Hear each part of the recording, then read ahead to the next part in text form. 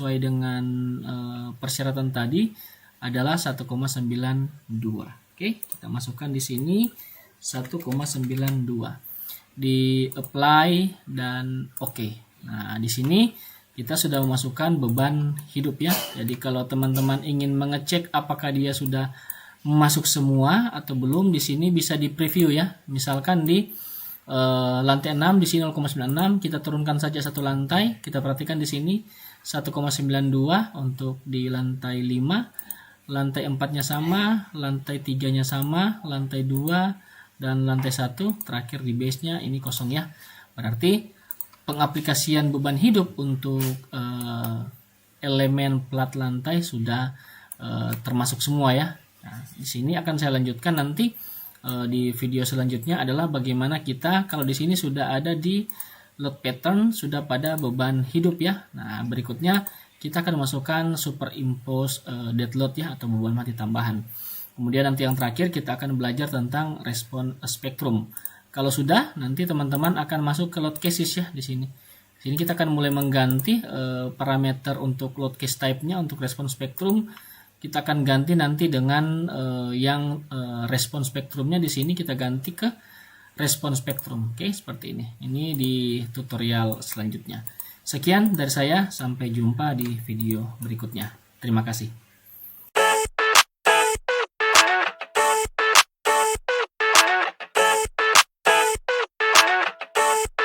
I never thought I'd feel like this. Baiklah, di kesempatan kali ini saya akan melanjutkan tutorial software ETABS yang akan digunakan dalam mendesain struktur bangunan gedung yang memiliki ketahanan terhadap gempa.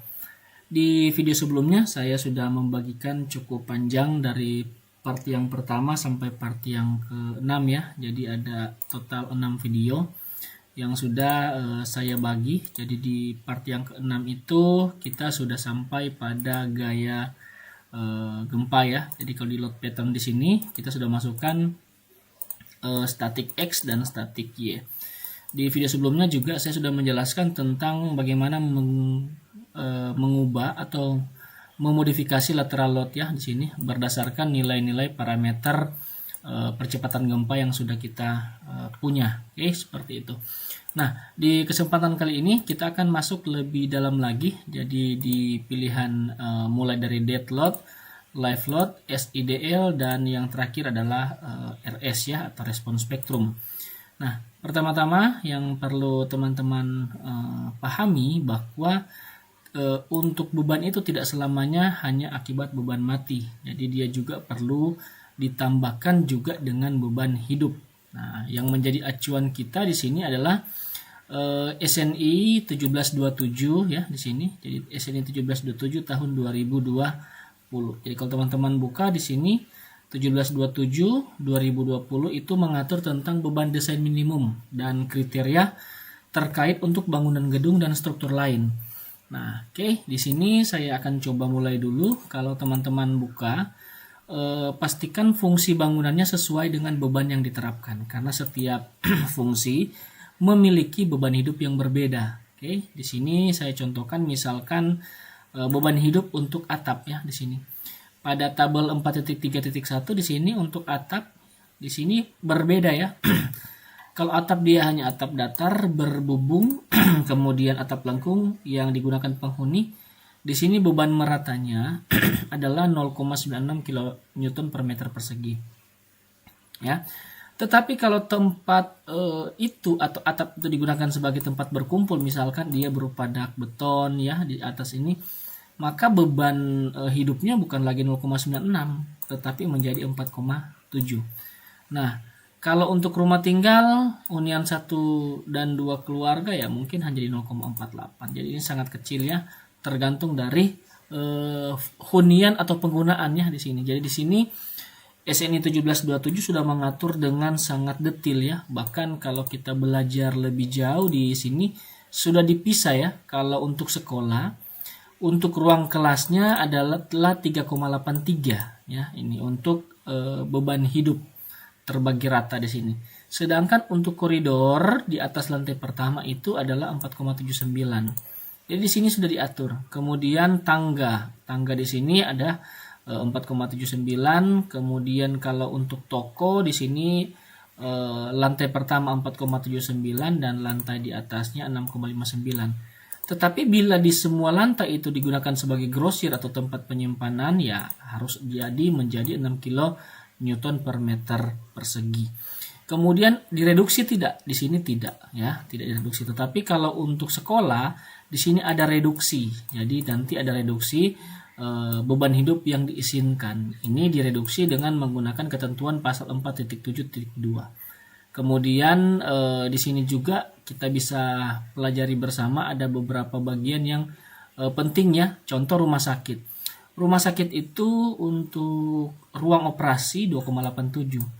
Sedangkan untuk ruang pasien 1,92. Nah, ini tentu berbeda. Kenapa? Karena biasanya ruang operasi ini memiliki peralatan-peralatan medis yang cukup berat ya. Jadi diperhitungkan beban hidupnya 2,87. Sedangkan kalau untuk ruang pasien biasanya dia lebih ringan diperhitungkannya. Nah, ini menjadi dasar kita dalam kita memasukkan beban gempa, maksud saya memasukkan beban hidup ke dalam software ETABS. Oke, karena bangunan yang saya punya adalah sekolah, di sini saya akan masukkan mengambil yang terbesar saja di sini adalah 4,79. Oke, untuk koridor ya. Tetapi kalau untuk ruang kelas di sini 1,92.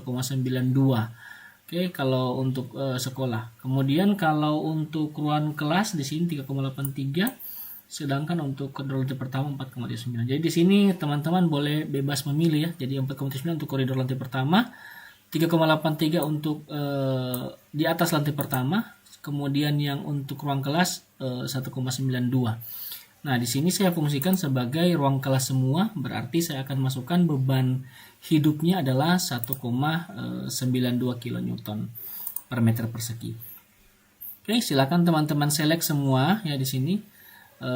Select mulai dari sini, select kemudian propertinya teman-teman pilih slab section, pilih slab 150, select dan close.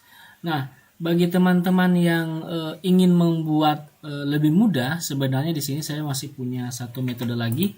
Pertama di sini saya akan ganti untuk bagian atap ini ya. Untuk bagian atap ini saya tidak akan menggunakan yang tipe yang ini ya, slab 150. Saya akan gunakan tipe slab yang lebih tipis, misalkan 120. Fungsinya apa? Nanti bagian yang slab 120 ini akan saya fungsikan sebagai atap. Jadi kalau teman-teman lihat penjelasan saya sebelumnya, di sini untuk atap yang bisa ditempati adalah 4,7 ya di sini. Oke, atap bukan hunian 0,96. Nah, di sini jadi nanti beban hidupnya berbeda. Oke. Nah, di sini saya masukkan dulu satu section lagi, define section, masuk ke slab. Sini saya akan tambahkan add copy saja dari slab 150 menjadi slab 120. Oke. Bagian bawahnya ini saya ganti 120. Kemudian di sini warnanya mungkin akan saya ganti sedikit lebih hijau ya, seperti ini, atau mungkin berwarna ungu boleh. Ini bebas ya. Klik OK, lalu teman-teman klik OK lagi. Lalu diklik OK lagi. Nah, di sini saya sudah punya dua tipe plat. Nah, bagian atasnya ini pastikan di sini pilihannya adalah one story.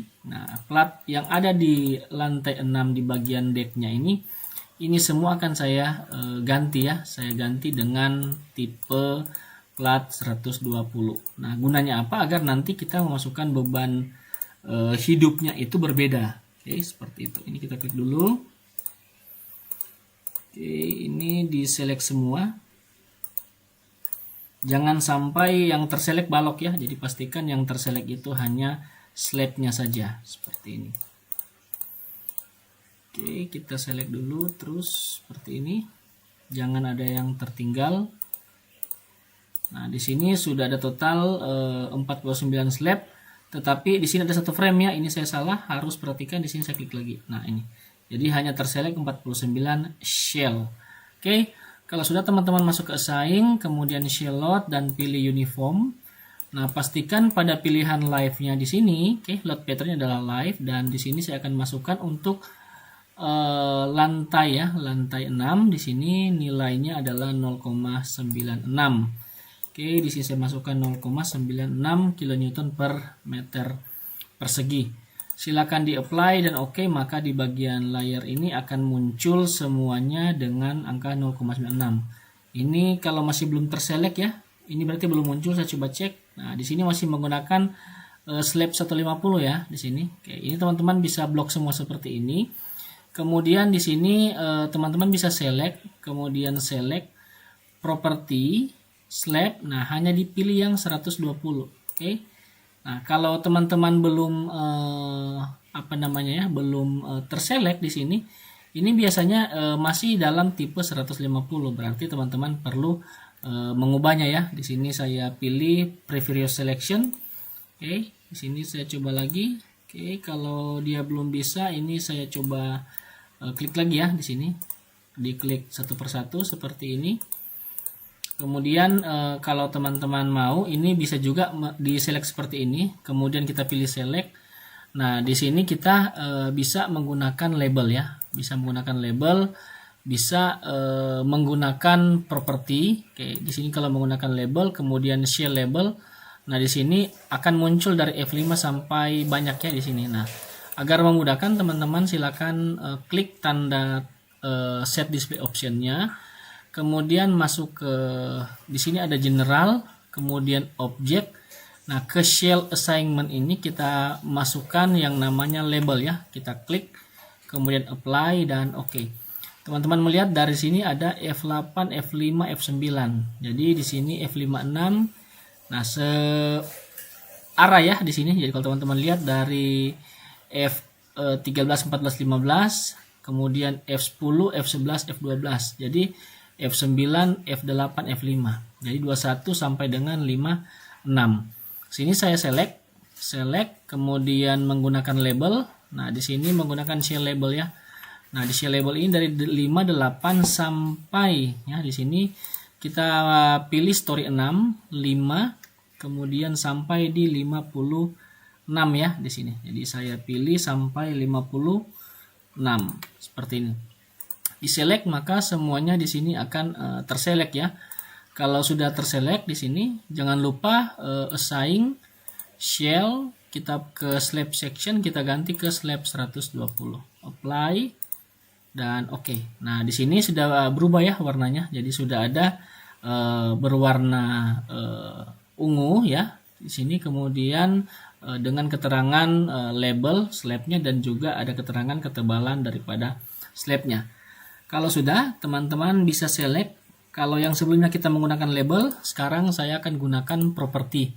Oke, pilih slab section, silakan di slab 120, select, close, kemudian saya assign, masuk ke shell load, pergi ke uniform. Nah, di sini pilihannya adalah replace existing load. Jadi di sini kita delete dulu, apply dulu, di sini jadi 0 semua. Kemudian kita masuk replace di sini, pilih apply, oke. Nah, di sini tertulis no selected. Jadi kita harus pilih lagi ya di sini. Pilih seperti ini, apply dan oke. Maka di sini sudah teraplikasikan ke semua plat yang ada di lantai atap. Oke, kalau sudah di sini saya select lagi. Oke, kemudian pilih select, masuk ke property, slab section, teman-teman pilih yang 150 ya. Nah, di sini teman-teman bisa melihat kalau kita membedakan tipe platnya, maka di sini hanya akan diselect sampai lantai 5. Sedangkan lantai 6-nya sudah tidak terselect karena memang dia sudah berbeda properti ya, berubah nama tadi ya. Oke, masuk ke assign shell di sini, maksudnya shell load, kemudian pilih uniform. Nah, di sini kalau untuk lantai di bawahnya sesuai dengan persyaratan tadi adalah 1,92. Oke, kita masukkan di sini 1,92. Di apply dan oke. Nah, di sini kita sudah memasukkan beban hidup ya. Jadi kalau teman-teman ingin mengecek apakah dia sudah masuk semua atau belum, di sini bisa di preview ya. Misalkan di lantai 6 di sini 0,96, kita turunkan saja satu lantai. Kita perhatikan di sini 1,92 untuk di lantai 5. Lantai 4-nya sama, lantai 3-nya sama, lantai 2 dan lantai 1 terakhir di base-nya ini kosong ya. Berarti pengaplikasian beban hidup untuk elemen plat lantai sudah termasuk semua ya. Nah, di sini akan saya lanjutkan nanti di video selanjutnya adalah bagaimana kita kalau di sini sudah ada di load pattern sudah pada beban hidup ya. Nah, berikutnya kita akan masukkan superimpose dead load ya atau beban mati tambahan. Kemudian nanti yang terakhir kita akan belajar tentang respon spektrum. Kalau sudah, nanti teman-teman akan masuk ke load cases ya di sini.